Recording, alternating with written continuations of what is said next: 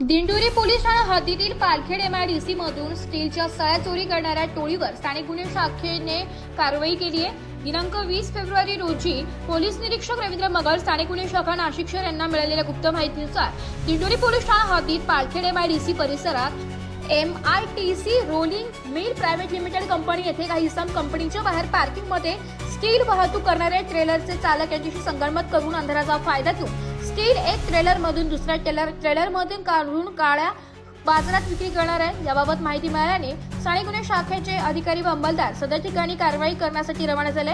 MITC rolling mill private limited company येथे पोहोचून कंपनीच्या बाहेर पार्किंगमध्ये मोकळ्या जागेत छापा कारवाई करून सदर ठिकाणी 9 आरोपींना ताब्यात घेण्यात आले। सदर आरोपी यांच्या ताब्यातून 6 ट्रेलर, त्यात 8 ते 32 आकाराच्या लोखंडी सळी, एक मारुती 800 कार, 7 मोबाईल हँडसेट, रोख रक्कम 1,09,500 रुपये, वाहनांचे कागदपत्र असा एकूण 2,78,17,570 रुपये किमतीचा मुद्देमाल जप्त करण्यात आलाय। सदर प्रकरणी दिंडोरी पोलीस स्टेशन येथे गुन्हा दाखल करण्यात आला असून पुढे तपास चालू आहे।